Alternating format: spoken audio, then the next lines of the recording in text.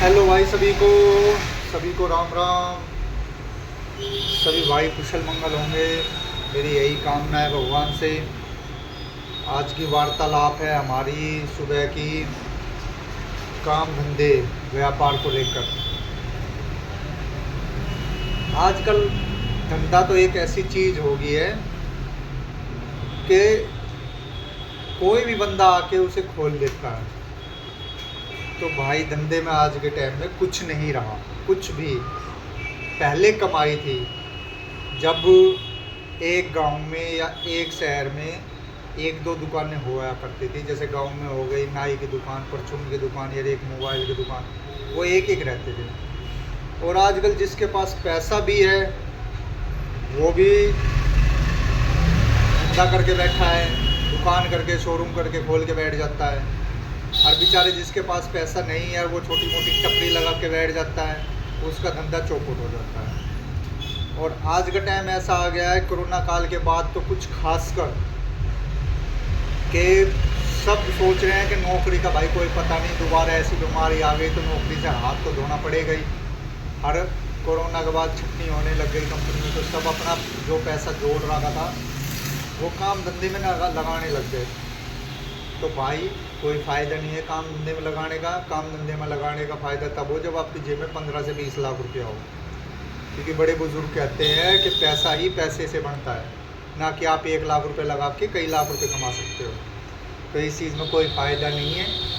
मैं देखता हूँ कि मेरे अब यहाँ सेक्टर 93 में खेत बिक गए हैं और सोसाइटी खड़ी हो गई है, फ्लैट बनने लग गए हैं। और आजकल वो फ्लैट वाले भी जो 1-1 लाख रुपए तनख्वाह है वो भी दुकान करके बैठ गए हैं। अरे जो बंदा लाख रुपए कमा रहा है उसका मोबाइल वो उसका दुकान करने का क्या फ़ायदा। अरे अपने लाख रुपए सुख शांति से कमाओ ना 8-10 घंटे की नौकरी में।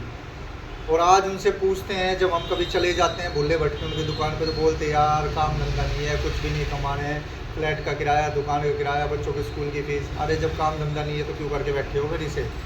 अपने नौकरी कर लेते 1,50,000 की, सबसे बढ़िया था वो। धंधे में तो आप ऐसा समझते हो कि दिन के जैसे हम लाख रुपये कमा रहे हैं। भाई कुछ कमाई नहीं है। ऑनलाइन ने सब कुछ ख़त्म कर दिया। मोबाइल लाइन, कपड़े लत्ते की दुकान के और परचून का सब कुछ ऑनलाइन ने ले लिया। दिवाली, जन्माष्टमी, होली, नवरात्रि, रक्षाबंधन, हमारे भारत में कम से कम 50 से ज़्यादा त्यौहार मनाए जाते हैं, जिसमें हर त्यौहार पर डिस्काउंट मिलता है भारी भारी। और जिसमें कंपनियां खूब कमाती हैं और बेचारे ये धंधे वाले मर जाते हैं। क्योंकि जो सामान हम 100 रुपये का बेचते हैं वही ऑनलाइन इन त्योहारों पे डिस्काउंट लगा के 60-70-80 रुपये का बेच देते हैं, मोटा डिस्काउंट लगा के। और कुछ क्रेडिट कार्ड से 10-15% और छूट मिल जाती है। तो बेचारे दुकानदार कति मर गए। तो भाई मैं तो इतना ही कहूँगा, या तो ऑनलाइन शॉपिंग ही ना करो, सबसे बढ़िया है दुकान पे जाओ। बेचारा दुकानदार बैठा है, किराया दे रहा है, बेचारे को 2 रुपये मिलेगा कमाने को, ठीक है, सबसे बढ़िया चीज़ है। क्योंकि ऑनलाइन में एक तो वो आता है 4-5 दिनों में, फिर वो सारा सामान ख़राब आ जाता है, फिर उसे रिप्लेसमेंट करते हो आप।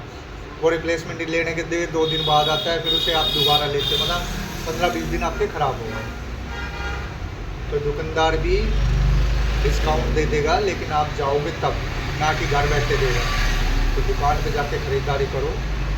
अब 1 महीने 1.5 महीने बाद दिवाली भी आ रही है, तो इतना कोशिश करना कि दिवाली पे जाके दुकानों पे ही शॉपिंग करें।